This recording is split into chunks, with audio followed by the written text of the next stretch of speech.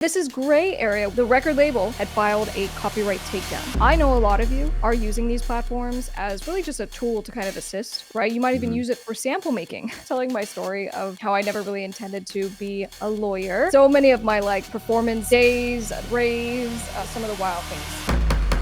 It's been a busy week in all things what's going on with music business. Let's do a quick recap of where we're at today. In the last week, we did the cover song problem. So the cover song problem was something just really focused on anyone who does cover songs. What you need to know is that you are okay to legally do cover songs in the United States. So that's good news, right? What I said in the video is cover songs are algorithm friendly. So it just means it's really good for your marketing and it's a great way to introduce people to you for the first time. If they dig the band, the artist that you're covering, then you already have a leg up, so to speak, and you don't have to sell them on the song as well. So anyway, we go through and there's monetization issues that you guys run into. There's legal problems with some of the aspects of the video because it's illegal to do a cover, an audio version, and then to put it on streaming platforms. But if you do anything outside of that, such as a video, such as digital downloads, CDs, vinyls, that's where the extra requirements come into play. So that video, we deep dive into what do you need to know? How do you go about it? Because, well, people are doing all the things. What do you recommend for people when they do instrumental covers? Are they okay to do them? It's so funny. I was talking to opposing counsel on a case once,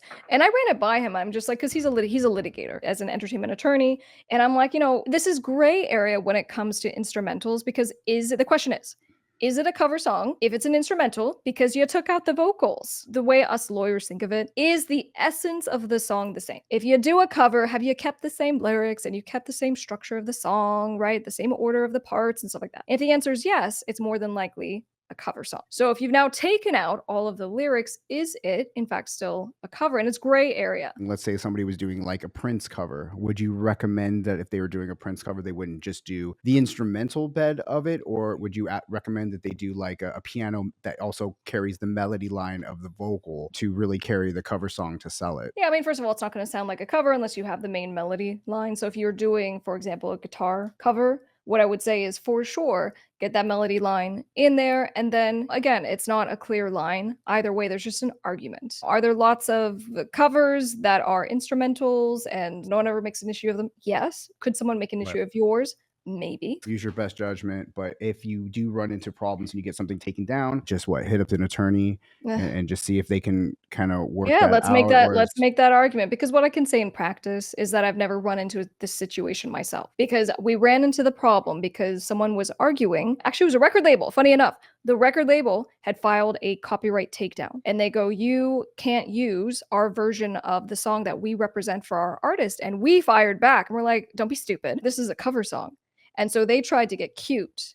And so they're like, well, it's an instrumental. And so maybe it's not or whatever. And actually, the original was an instrumental. So they lost on that argument anyway. What about AI covers? If you found one where you're uploading, say, like a Pharrell song, and then you're doing an AI cover, you're having the thing make an AI cover for that. How are you making AI covers? Because most of them are supposed to have some kind of blocking to them to where you can't even make them. So I'm not sure how you would be making the AI cover. If you want further discussion on that in the cover song problem, we talked about AI specifically, but I'll just answer it here, which is right now doing covers of your own AI songs is permitted on these platforms, but there's no platform where you can do a cover by putting in, for example, Katy Perry's song. I want a country version of Fireworks, so I'm uploading it and give me that country version. If you're needing legal help with your career, your business, we got you covered. Feel free to reach out to my law firm. I'm honored to say we have over 100 5-star Google reviews. We offer free case evaluations, which just means that you can give us a call, you can email us, no commitment. We'll just see how we can help. We look forward to hearing from you. Next up, AI music creators will be exposed. This is terrifying. So specifically, what I went into was this announcement that at least one music AI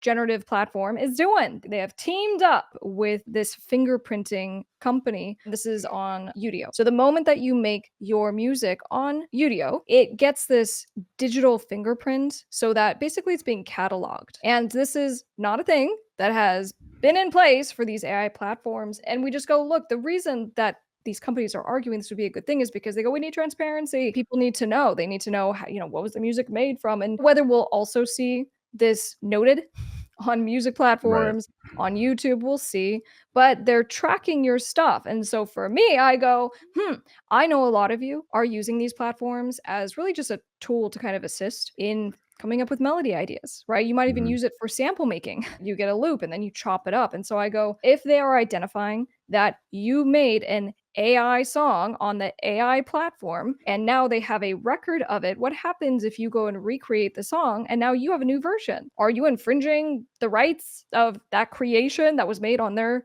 platform? It gets very It's complicated. deep. Yeah. And because I know it's just never black and white, and I talk to you guys all the time and how you guys are using AI in so many different ways and you're incorporating it into your human made stuff, that's where I'm getting really worried about this whole now they're tracking you. Well, so can you opt out? And the answer is no. You don't Mm. get to opt out. They just made this decision for you. So what about privacy? What about your desire for transparency? Do you want it like on Deezer? Deezer's right now will Right. just Right. note if your song is made with AI. So that's not the case on Spotify just yet.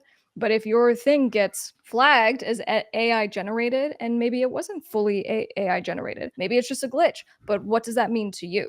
And, a lot of these you've already kind of opted into quietly. This was a very hot topic for the community. And I actually did a couple community posts on this topic. And the questions I asked you guys was, should AI generated be labeled differently on streaming platforms? And 77% of you said, yes, absolutely. I think that's interesting to see where you guys are. I know that on this channel, there's a lot of people that are using AI and just like as a tool. And some that are using it all the way. We kind of have a mixed bag. And then we have a lot of artists that are just purists that aren't. And then I asked a couple more questions on this thought. What's the biggest risk of fingerprinting AI music? Or is it even an issue? The number one was mislabeling human made music. And I can see that. We have those issues already now with Content ID when you guys are using splice samples or different kinds of things that other people are using that are registered. You're already running into this issue on YouTube. So I think it'll be interesting as this goes forward, as we know that AI can have what they call them hallucinations when Yeah. they're giving you bad information when you're requesting it. And then the last one was just kind of the same thing on the just, do you think that they should publicly display a track that was made with AI? And again, just this was a second way that I kind of asked the question, and 74% said yes, like an ingredients list, you want to see it on there across two different polls, just worded differently because I wanted to see how you guys felt on it for real. You guys want to see it. I like it. I agree. I would like to see some kind, if On it's the fully made with AI. fingerprinting, is that what you're saying? Yeah, as tools and stuff. I don't know. With samples, when you're sampling something, right? So when in the credits or whatever, I guess where do people look for track listing? On Wikipedia. I look for album credits for everything Yeah. that I'm interested in that comes out. I like to look at the Wikipedia and see what the album credits are, see who's producing what, who's actually doing the writing on the songs. That's also where the samples are listed as far as what samples are used. So they are being tracked and they are being acknowledged somewhere. Like you could find the information where it's transparent.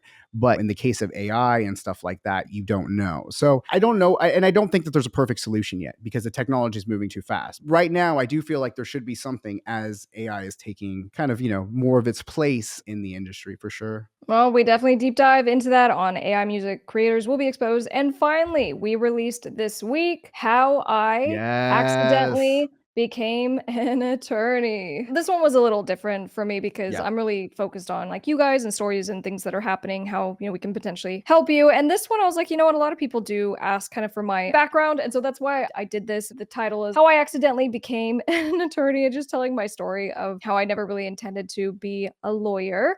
I went to law school essentially because I wanted to learn how to protect myself in my own music career as a creative myself. And I just wanted that training. And then it was just one thing after another where I had an opportunity to help my friends. And then I was like, might as well take the bar, might as well help my friends, might as well start a quick law firm. And here we are over a decade later. My law firm has grown a whole lot. We are representing clients all over the United States. We have attorneys all over the United States. And it's been a wild ride. It was fun not only to do that, but it was fun to go digging, like for all the pictures, Mhm. because we went through and just showed you guys so many of my like performance days, my paint raves, some of the wild things that I've It's a cool way to blessings with. get to know you, especially for those that know you from this channel, see the other side. Like we really made sure that on the edit that we put a lot of time in making sure that there's a lot of clips, a lot of behind the scenes stuff. I recommend everybody take a look at that if you are at all interested in the origin story. It's pretty fun to watch just from me, just to see just throughout the years the changes that were made to get to this point. So I definitely would check that out. So that's the recap of what's been going on the channel. We always have different information, breaking news on the social media.